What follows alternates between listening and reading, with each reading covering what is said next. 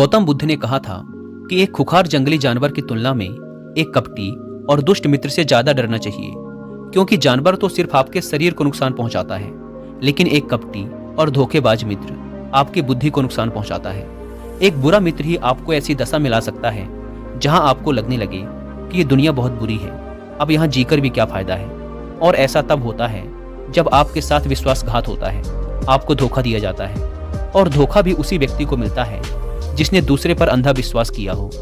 कभी भी हम किसी पर एकदम से भरोसा नहीं करते, भरोसा धीरे धीरे बढ़ता है, लेकिन एक समय आने के बाद यह भरोसा इतना मजबूत हो जाता है कि हम उस व्यक्ति के लिए अपने आंख, कान और दिमाग सब बंद कर लेते हैं। और फिर ऐसी स्थिति में ही हमारा सबसे विश्वास पात्र व्यक्ति हमें इतना बड़ा धोखा दे देता है कि हमारा दुनिया पर से भरोसा उठ जाता है और हम हर किसी को सबकी नज़र से देखने लगते हैं। असल में देखा जाए तो ये दुनिया धोखे पर ही चल रही है। हम अपनी जिंदगी में कभी ना कभी, कहीं ना कहीं, किसी न किसी को धोखा देते ही रहते हैं, और दूसरे लोग भी हमें धोखा दिए जा रहे हैं। दूसरे धोखा दे तो बात समझ भी आती है, लेकिन हम तो वर्षों से खुद को ही धोखा देते आ रहे हैं। हम स्वयं को ऐसी ऐसी बातें समझा देते हैं जिससे हमें सच्चाई का सामना न करना पड़े और हम झूठी दुनिया में ही खोए रहें।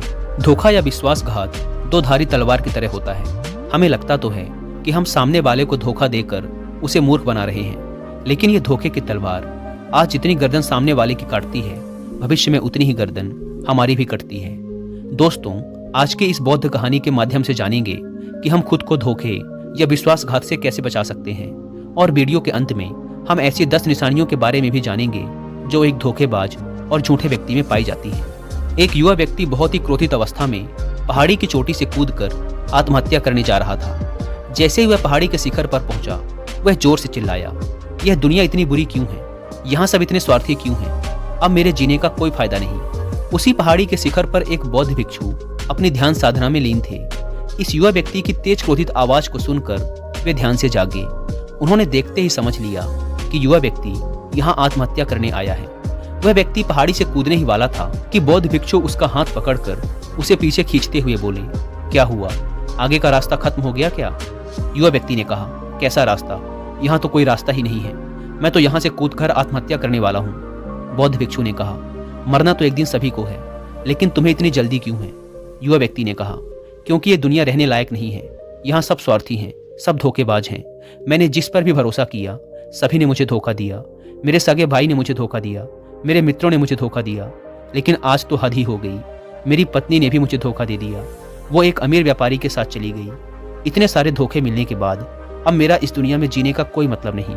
इस स्वार्थी दुनिया में कोई भी भरोसे के लायक नहीं, इसीलिए मैं आत्महत्या करने जा रहा हूँ। बौद्ध भिक्षु ने कहा, क्या तुम स्वार्थी नहीं हो? क्या तुम पर भरोसा किया जा सकता है? व्यक्ति ने कहा, मैंने आज तक किसी को धोखा नहीं दिया, किसी के साथ विश्वासघात नहीं किया। आप चाहो तो मेरे गांव में जाकर भी पूछ सकते हो। लोग ही अक्सर मेरा फायदा उठाते रहते हैं, लेकिन मैंने आज तक किसी के साथ बुरा नहीं किया। बौद्ध भिक्षु ने कहा, मैं तुम पर भरोसा नहीं कर सकता। तुम्हें मुझे ये सिद्ध करके दिखाना पड़ेगा कि तुम एक स्वार्थी व्यक्ति नहीं हो। व्यक्ति ने पूछा, ये सिद्ध करने के लिए मुझे क्या करना पड़ेगा? भिक्षु ने कहा, तुम्हें अगले 1 साल तक मेरे साथ मेरे आश्रम में रहना पड़ेगा। तब जाकर मैं जान पाऊंगा कि तुम एक ईमानदार व्यक्ति हो या फिर तुम भी दूसरों की ही तरह स्वार्थी और धोखेबाज हो। व्यक्ति ने कहा, ठीक है, मैं आपके साथ आपके आश्रम में 1 साल तक रहूंगा और खुद को सिद्ध करके दिखाऊंगा। बौद्ध भिक्षु उस युवा व्यक्ति को अपने साथ अपने आश्रम में ले आए और उसे अपना शिष्य बना लिया। अगले दिन सुबह होते ही बौद्ध भिक्षु ने उस नए शिष्य को अपने पास बुलाया और कहा, मुझे तुम पर भरोसा तो नहीं है, लेकिन फिर भी तुम जाओ और भिक्षा मांग कर लाओ। तब तक मैं तुम्हारे दूसरे गुरु भाइयों को शिक्षा देता हूँ। उस युवा शिष्य ने गुरु को प्रणाम किया और भिक्षा मांगने के लिए चल पड़ा। उसने आज से पहले कभी भिक्षा नहीं मांगी थी, इसीलिए उसे भिक्षा मांगने में बड़ी तकलीफ हो रही थी। उसके मुंह से भिक्षा के लिए शब्द नहीं निकल रहे थे। उसका अहंकार उसे भिक्षा मांगने से रोक रहा था, लेकिन उसके अंदर एक अहंकार और उमड़ रहा था, गुरु को गलत सिद्ध करने का अहंकार। इसलिए उसने भिक्षा मांगी और उस भिक्षा को लेकर वापस गुरु के पास पहुंचा। उसके हाथ में भिक्षा देखकर गुरु ने कहा, तुम कुछ तो भरोसे के लायक हो। मुझे लगा था कि तुम भिक्षा नहीं मांग पाओगे, लेकिन तुमने मुझे गलत सिद्ध कर दिया। आओ मेरे साथ मेरी कुटिया में चलते हैं, वहां मैं तुम्हें कुछ दिखाना चाहता हूँ। गुरु उस शिष्य को अपने साथ अपनी कुटिया में ले गए। वहां कुटिया में ऊपर एक मटकी लटक रही थी। गुरु ने मटकी की ओर इशारा करते हुए कहा, उस मटकी को देख रहे हो? उसमें जहर रखा हुआ है, और जहर भी ऐसा है कि अगर किसी को दे दो तो व्यक्ति बड़े आराम से मर सकता है और किसी को पता भी नहीं चलेगा। कि उसकी मौत कैसे हुई। युवा शिष्य ने कहा, लेकिन गुरुदेव, आप ऐसा मुझे क्यों बता रहे हैं? बौद्ध भिक्षु ने कहा, मैं बस तुम्हें सावधान कर रहा हूँ कि कभी इसे गलती से खा मत लेना। कुछ दिनों बाद गुरु अपने शिष्यों के साथ एक जंगल से गुजर रहे थे। तभी कुछ जंगली लुटेरों ने अचानक उन पर हमला कर दिया। सभी शिष्य अपनी अपनी जान बचाकर इधर उधर भागने लगे, लेकिन ज्यादा उम्र होने की वजह से गुरु नहीं भाग पा रहे थे। यह बात उस युवा शिष्य ने अनुभव की और वह बहादुरी का प्रदर्शन करते हुए अपने गुरु को डाकुओं से बचाकर आश्रम तक सुरक्षित ले आया। आश्रम पहुंचकर गुरु ने उस शिष्य की सभी के सामने बहुत प्रशंसा की और कहा, तुम सभी लोगों से अच्छा तो मेरा यह नया शिष्य है, जिसने अपनी जान पर खेलकर मेरी जान बचाई और मुझे सुरक्षित यहाँ तक ले आया। आज से मुझे इस पर पूरा भरोसा है। उस दिन के बाद से हर सुबह जब भी गुरु उस शिष्य से मिलते तो उससे एक बात जरूर कहते, मुझे तुम पर पूरा भरोसा है। धीरे धीरे गुरु का उस शिष्य पर भरोसा बढ़ता चला गया और वह इतना बढ़ गया कि गुरु ने एक दिन शिष्य को अपने पास बुलाया और कहा, मेरा कोई पुत्र नहीं है, लेकिन तुम मेरे पुत्र जैसे ही हो। अब मेरी उम्र हो चुकी है, मैं बूढ़ा हो गया हूँ, इसीलिए मैं चाहता हूँ कि मेरी मृत्यु के बाद इस आश्रम की बागडोर तुम अपने हाथों में ले लो। शिष्य ने कहा, गुरुदेव, अगर आपकी यही इच्छा है तो मैं आपकी खुशी के लिए ये जिम्मेदारी भी उठाऊंगा। इतना कहकर शिष्य वहां से चला गया। कुछ दिनों बाद गुरु बीमार पड़ गए तो उन्होंने आश्रम के सभी शिष्यों को बुलाकर यह घोषणा कर दी कि मेरे बाद इस आश्रम का संचालन ये युवा शिष्य करेगा। धीरे धीरे दिन बीतने लगे और उस युवा शिष्य के मन की बेचैनी बढ़ने लगी। वो जल्द से जल्द आश्रम को अपने कब्जे में लेना चाहता था। वो हर सुबह गुरु के पास जाकर यही देखता कि गुरु के स्वास्थ्य में कोई प्रभाव पड़ा या नहीं, लेकिन गुरु का स्वास्थ्य तो दिन प्रतिदिन अच्छा होता जा रहा था। अब तो उसके सब्र का बाण भी टूटने लगा। उसके रातों की नींद चली गई। वह हर समय यही सोचता रहता कि कैसे गुरु को रास्ते से हटाया जाए और किसी को पता भी न चले। कभी वह सोचता कि गुरु को नदी में धक्का दे देता हूँ, लेकिन अगले ही पल उसे ख्याल आया कि गुरु तो अच्छे तैराक हैं, वो तैरकर बाहर आ जाएंगे। फिर कभी सोचता कि गुरु को गला दबाकर मार देता हूँ, सब जानते हैं कि मैं गुरु का भरोसेमंद हूँ, इसलिए मुझ पर किसी को शक भी नहीं होगा। लेकिन फिर वह सोचता कि अगर थोड़ी सी भी चूक हुई तो इससे बात बिगड़ भी सकती है। मुझे कोई ऐसा तरीका ढूंढना होगा जिसमें गुरु की मौत भी हो जाए और सभी को यही लगे कि यह एक स्वाभाविक मृत्यु थी और भगवान को यही मंजूर था। एक दिन वह युवा शिष्य गुरु के पास उनकी कुटिया में बैठा हुआ था। तभी उसकी नजर ऊपर लटक रही मटकी पर पड़ी। उसे याद आया कि गुरु ने कहा था इसमें जहर है, और जहर भी ऐसा है जिसका किसी को पता नहीं चलता। उसने सोचा कि यही सही रहेगा, ये जहर गुरु को दे देता हूँ और किसी को पता भी नहीं चलेगा कि उनकी मृत्यु कैसे हुई। फिर पूरे आश्रम पर सिर्फ मेरा नियंत्रण होगा। अगले दिन उसने चुपके से गुरु की कुटिया से वो जहर चुरा लिया और उसे गुरु के खाने में मिला दिया। गुरु ने वह खाना खा लिया और रात में सोने चले गए। लेकिन जब सुबह हुई तो पूरा आश्रम जागा, पर गुरु नहीं जागे। शिष्यों ने गुरु की कुटिया में जाकर देखा तो पता चला कि गुरु की तो मृत्यु हो गई है। जब यह बात उस युवा शिष्य को पता चली तो वह अंदर ही अंदर बहुत खुश हो गया और आश्रम को अपने नियंत्रण में लेने का काम शुरू कर दिया। उसी आश्रम में गुरु का एक सबसे पुराना शिष्य भी था। वह चुपचाप यह सारी घटना देख रहा था। वह अपनी कुटिया में गया और वहां से एक औषधि ले आया और वह औषधि गुरु को पिला दी। थोड़ी ही देर में गुरु की चेतना लौट आई और वह एकदम स्वस्थ होकर बैठ गए। यह सब देखकर उस युवा शिष्य के पैरों तले जमीन खिसक गई। वह बुरी तरह घबरा गया। गुरु ने बाकी के सभी शिष्यों को अपने अपने कामों में वापस भेज दिया और उस युवा शिष्य को अपने पास बुलाकर कहा, क्या तुम अभी भी विश्वास करने के लायक हो? क्या तुमने मुझे धोखा नहीं दिया? क्या तुम स्वार्थी नहीं हो? वह शिष्य गुरु के चरणों में गिर पड़ा और बोला, पता नहीं ये अपराध मुझसे कैसे हो गया। मैंने आज से पहले तो कभी किसी को धोखा नहीं दिया था। लोग ही मुझे धोखा देते आए हैं, लेकिन पता नहीं क्यों और कैसे मैंने आज आपको धोखा दे दिया। गुरु ने कहा, तुम मुझे धोखा दे ही नहीं सकते थे, क्योंकि मैंने तुम पर कभी भरोसा किया ही नहीं था। मैं किसी भी इंसान पर भरोसा नहीं करता। मैं केवल उसी पर भरोसा करता हूँ जो मैं अपनी आंखों से देखता हूँ। और मुझे तुम्हारे अंदर लालच दिखाई दे रहा था, और यह लालच भी मैंने ही तुम्हें जानबूझ कर दिया था, क्योंकि कोई भी व्यक्ति केवल 3 कारणों से ही किसी के साथ विश्वासघात करता है। पहला स्वार्थ, दूसरा लालच और तीसरा ईर्ष्या। दोस्तों, यहाँ पर मैं आपको कुकू एफएम पर एक ऑडियो बुक रिकमेंड करूंगा जिसका नाम है दोगलापन, जिसे लिखा है भारत पे के फाउंडर और शार्क टैंक के सबसे फेमस जज असनीर ग्रोवर ने। इस ऑडियो बुक में आप सीखेंगे कि किसी पर भी अंधा विश्वास करना कितना भारी पड़ सकता है। असनीर ने अपने दोस्तों पर अंधा विश्वास किया, जिसका परिणाम ये हुआ कि उन्हें उनकी ही बनाई कंपनी भारत पे से बड़ी ही चालाकी से निकाल दिया गया। इस ऑडियो बुक को पूरा सुनकर आप असनीर ग्रोवर की लाइफ और उनके द्वारा की गई गलतियों से बहुत कुछ सीख कर उसे अपनी लाइफ में अप्लाई कर सकते हैं। मैंने भी अभी रिसेंटली इस ऑडियो बुक को सुनकर फिनिश किया है। 3 बातें जो मैंने इस ऑडियो बुक से सीखी हैं। पहली बात, किसी पर भी आंख बंद करके भरोसा नहीं करना है, और ऐसा काम या बिजनेस जिसको आपने बड़ी मेहनत करके खड़ा किया है उसका अल्टीमेट कंट्रोल अपने पास ही रखना है। दूसरी बात, हमेशा अपने से बड़े लोगों की संगत में रहिए और बड़ी बड़ी व नई जगहों में घूमने जाइए।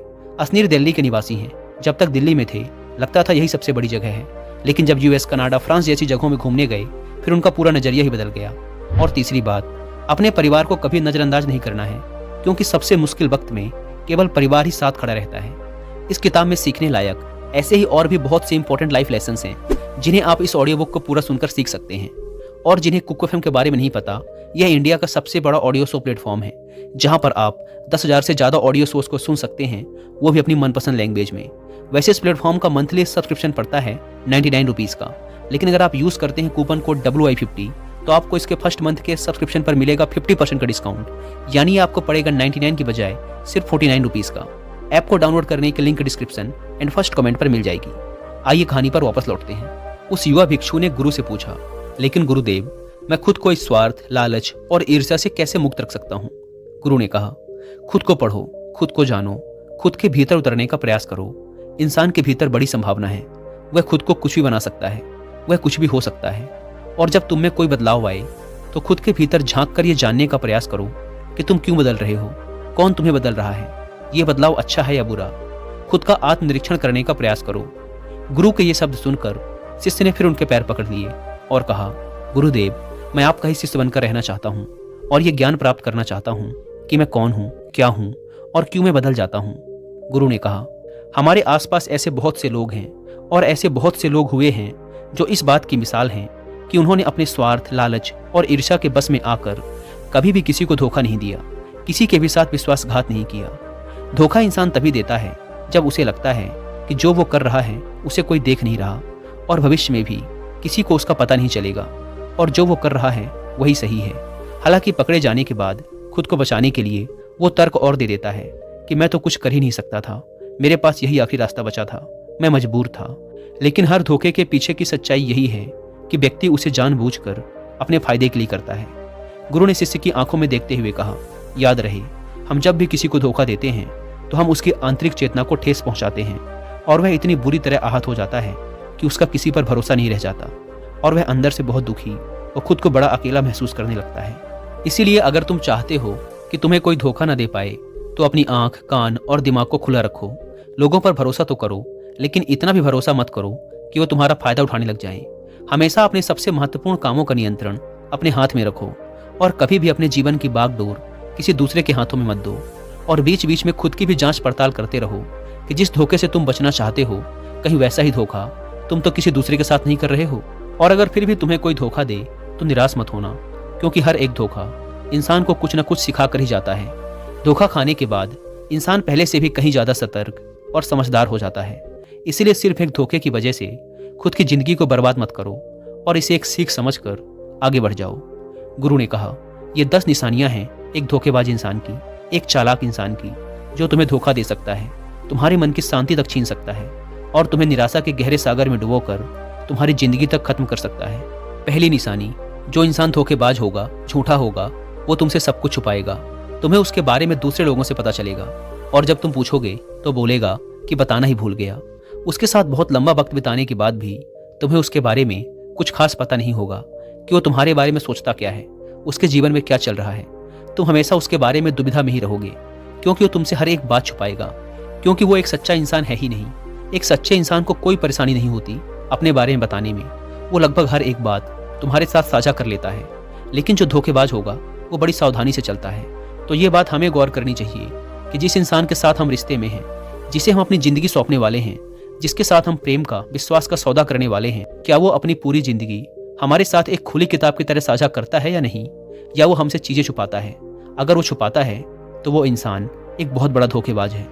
दूसरी निशानी, जो इंसान धोखेबाज होता है और जिसका हमसे सच्चा प्रेम नहीं होता, उसे हमारी परवाह कभी नहीं होती। हम चाहे उसकी कितनी ही परवाह कर लें, कुछ भी कर दें उसके लिए, लेकिन उसे जरा सी भी परवाह नहीं होगी। और ऐसा एक बार नहीं, बार बार देखने को मिलेगा। लेकिन हम इसे देख कर भी अनदेखा कर देते हैं, ये हमारी गलती है। हम अपने मोह के चलते सच आंखों के सामने होते हुए भी उसे देख नहीं पाते, ये हमारी कमी है। अगर हम थोड़ा होशपूर्वक देखने का प्रयास करें तो हमें पता चलेगा कि उसे हमारी कोई परवाह नहीं। तीसरी निशानी, जो इंसान धोखेबाज होता है वो बहुत बड़ा झूठा भी होता है। उसकी खुद की बातें ही खुद से मेल नहीं खाती, उसकी जुबान बार बार बदलती रहती है, वह अपनी ही बातों पर खरा नहीं उतरता, लेकिन हम उसकी झूठी सच्ची बातों पर फंस जाते हैं, इसीलिए हम उसे पहचान नहीं पाते। चौथी निशानी, एक धोखेबाज व्यक्ति हमारे सामने तो हमारी चापलूसी और झूठी प्रशंसा कर लेगा, लेकिन वो कभी भी हमारे पीठ पीछे या दूसरों से हमारी प्रशंसा नहीं करेगा और हमें इज्जत नहीं देगा। हम चाहे उसके लिए मर ही क्यों न जाएं, लेकिन वो कभी भी हमारी प्रशंसा नहीं करेगा और हमें उतनी अहमियत कभी नहीं देगा जितनी हम उसे अपनी ज़िंदगी में देते हैं, क्योंकि वो एक दिन हमें धोखा देने वाला है। तो हमें बहुत बड़ा धोखा मिले, इससे अच्छा है कि हम पहले ही सावधान हो जाएं। पांचवी निशानी, वो क्या कहते हैं उस पर ध्यान मत दो, बल्कि वो तुम्हारे साथ क्या करते हैं उस पर ध्यान दो, क्योंकि बातें कहना बड़ा आसान है लेकिन करना बड़ा मुश्किल। पर अधिकतर लोग इन्हीं बातों पर आकर फंस जाते हैं। इसीलिए चाहे वो तुमसे कितनी ही बातें करें, कितने ही वादे करें, लेकिन जब तक वो उन्हें करके ना दिखाएं, भरोसा मत करना। छठी निशानी, ये अक्सर प्रेम संबंधों में देखने को मिलती है कि एक धोखेबाज व्यक्ति अपने से प्रेम करने वाले को ऐसे लेता है कि सामने वाला हमेशा उसके लिए उपलब्ध रहने वाला है, वो कहीं नहीं जाने वाला, यहीं पड़ा रहेगा उसके लिए। वो ना इज्जत देता है और ना ही सम्मान, और अगर उनसे सम्मान की भीख मांगी जाए तो वो और बेइज्जत करते हैं। अगर किसी रिश्ते में किसी से गिड़गिड़ाना पड़े, उससे भीख मांगना पड़े कि मुझे अपना समय दो, मुझसे बात करो, तो इससे घटिया रिश्ता और कोई हो ही नहीं सकता। जिसको तुमसे सच्चा प्रेम होगा वो खुद चाहेगा कि उसका ज़्यादातर समय तुम्हारे साथ बीते। जिससे तुम्हें समय की भीख मांगनी पड़े, समझ जाओ कि उसके अंदर तुम्हारे लिए कोई प्रेम नहीं है। सातवीं निशानी, उसके पास हर काम के लिए समय होगा, लेकिन तुम्हारे लिए कभी भी समय नहीं होगा।